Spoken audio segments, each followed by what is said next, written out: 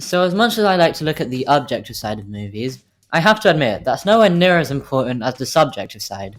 There are some movies that I really respect but just can't get on board with, and there are others that I know aren't great, and maybe not even good, but for one reason or another, I still have a really great time with them.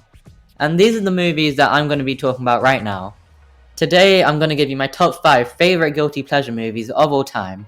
So, let's get started. In number 5, I have The Fast and the Furious Tokyo Drift. This is probably my favorite of the first 4 Fast and Furious movies, back when the series was actually about cars and street racing, and that's why I've put it at number 5. Of all the movies in this list, this is the one that's closest to being legitimately good. That being said, it's close, but not quite close enough. Despite it being my favorite of the first 4 films in the franchise, it also feels like the most irrelevant. The main characters never come back for anything more than a cameo, and the events of this film are completely separate from other movies. To me though, it's probably just the most fun of the first 4, and it's the one that I think has the most rewatch value. And the one thing that stops this film from being completely irrelevant is Han, who is such a good character that the writers actually retconned this movie to take place in the future, just so he could make more appearances. And on top of that, they're bringing him back to life in the 9th movie, because he's that good. I really enjoyed the chemistry between Han and Sean, and their friendship was something that I wish we could have seen more of.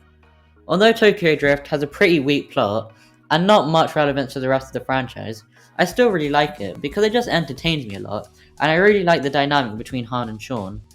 That brings me on to my number 4 pick, which is The Amazing Spider-Man 2.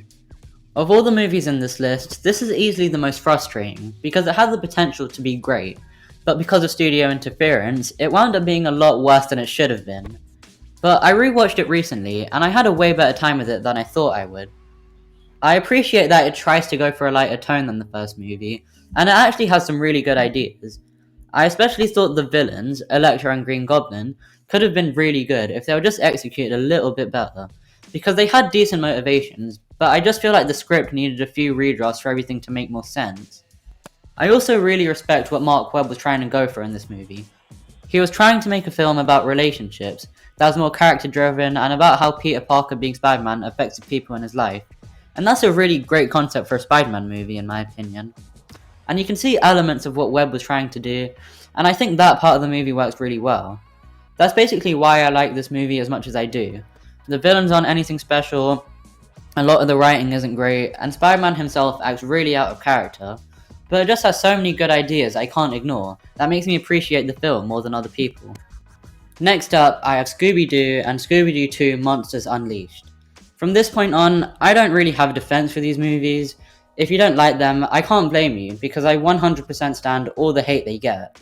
But in this particular case, I just think these are really fun, energetic movies that put a smile on my face. I grew up watching these movies, and that's probably a big reason why I like them so much, but today I still have a really great time with them. I also think both of these movies have some really funny moments in them.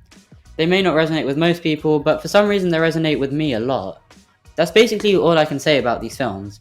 They don't have great stories or great character development, but I just think they're really fun movies that have me smiling throughout, and sometimes that's all you want in a movie. In number 2, I have Paul Blart Mall Cop. This is basically the same as the Scooby-Doo movies for me, I just have a really great time with it. The humour resonates with me a lot, even if it's not the cleverest comedy. It just makes me smile.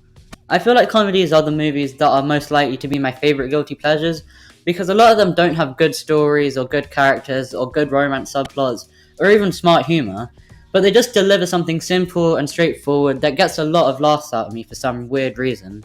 And that applies to this film as well. Its story is weak, its romance story is weird, but to me, there's something funny about an untrained, overly dedicated mall cop fighting a bunch of robbers and trying to impress a girl who's way out of his league. I understand the criticism that the movie's pretty boring until the end section, but I've always found a way to have a great time with it, and every time I watch it, I'm just left with a big grin on my face. This film does have a sequel to it that I have seen, and as far as I'm concerned, it doesn't exist. That film is actually really bad, and I can't find anything good about it that I like, but this movie is one that I'll always like, even if it's not objectively very good. Finally, in number 1, I have Johnny English Reborn and Johnny English Strikes Again. Whenever I hear the phrase guilty pleasure, I immediately think of these two movies. Objectively, they don't have very much going for them, But they're still two of my favourite comedies, because I think there's something really funny about an incompetent spy accidentally doing things that make it look like he knows exactly what he's doing. These two movies have so many funny moments in them, whether it's Johnny English beating up a ninja without breaking a sweat, or him avoiding being killed by someone while he's dancing and has no idea what's going on, or him being chosen for a mission because he accidentally knocked everyone out, and they all make me laugh out loud. A comedy's first and foremost goal is to make you laugh, and these two movies definitely achieved that for me. So even though they have weak stories, weak characters, and really weird romance stories, I still really love them, and they've 100% earned the title of some random minuscule YouTuber's favourite guilty pleasures. If you've seen any of the movies on this list, let me know in the comments, what did you think about them? And I'd also love to know, what are your favourite guilty pleasure movies? With that being said, make sure to like the video and consider subscribing if you like this type of content. And also be sure to check out my movie reviews playlist in the top right. If you like this video, maybe there'll be something there that you like as well. Thanks for watching, and I'll see you in the next video.